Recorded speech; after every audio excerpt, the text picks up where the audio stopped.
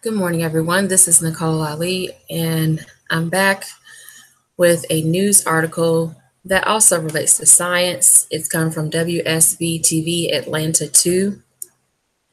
The topic is about dead sea turtles, fish, and manatees that are washing up on Southwest Florida beaches in red tide explosion. So, one thing I wanted to do is give an explanation for red tide. And I'm just going to go to NOAA. I know it's very tempting to type Wikipedia to click that, but just go to one of the services that are more reputable. So National Ocean Service, this is coming from NOAA, which is the National Oceanic and Atmospheric Administration, U.S. Department of Commerce. So they are affiliated with the U.S. Department of Commerce. Keep that in mind. So what is red tide? It is a common term used for harmful algal bloom. So this happens all the time. HABs occur when colonies of algae or certain colonies of algae become growing, they become very aggressive, they grow out of control, and they produce toxic or harmful effects on people, fish, shellfish, marine animals, mammals, and birds. And the human illnesses caused by HABs or HABs, although they're rare, they can become debilitating or even fatal. So they say here not all algal blooms are harmful. Most of them are beneficial because these plants are food for animals in the ocean. They're a major source of energy that fuels the ocean's food web. So there's small percentage of algal blooms that have these powerful toxins can kill fish and all the other organisms I spoke of earlier.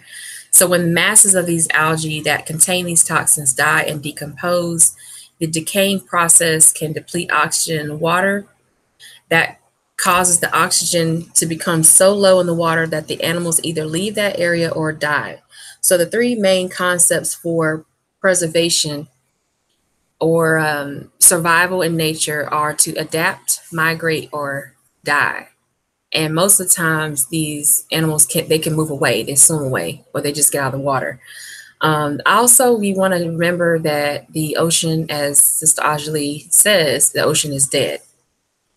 So you may have more organisms that are, such as the algae, that are becoming more acidic, and that could be causing the deaths of other organisms, such as fish, in the ocean as well, because the pH balance is off. And they have a video here on WSB-TV. I'm not going to play that video. I don't want to get my video taken down, but I'll leave a link in the description box so you can watch it on your own. So here's another picture of fish. If you notice, the eyes are bugged out, or either bugged out or they're depressed into the fish, indicating that they may have died a while ago before these pictures were taken. Here's a sea turtle that was possibly affected and maybe rescued before it died or was permanently injured by red tide. So the Miami Herald describes the unfolding disaster as a red tide slaughterhouse. Now, red tide, as I said earlier, it happens every year. And they say that in Florida, this has been the worst year since 2006. That was reported by the Miami Herald. So both Florida and Texas do deal with the red tides. And you can see the die-offs. I know that Sister Ajali has talked about these die-offs and many other people on their YouTube channels. Even if you go to, let's go back to Google and massive, I'm going to type in massive sea die-offs, and you'll see 1.85 million results where they show massive die-offs. And I'm going to just update that to 2018 and see what I get. So let's do the images. So these are from 2018, perhaps. just massive die-offs of fish, birds, not necessarily because of pollution or plastics or petroleum, but because the ocean is becoming more acidic, and this is an example of red tide here. So because of the algae blooms, it turns the water red, a red color, and depletes the oxygen. So when the water is blue like this, there's more oxygen. And when it's red this way, and you see it red closer to the shoreline, it is depleted of oxygen. It almost looks like iron rust in the water. And this is, I have no idea where this is. Wow, this looks really crazy. Wow, that is a lot of red tide. Let me try to click on it. Hopefully it's not something crazy. Let's see what it says. I just want to know where it is. It's not showing where it is, but okay. So it's just a big city. But anyway, let's get back to the article.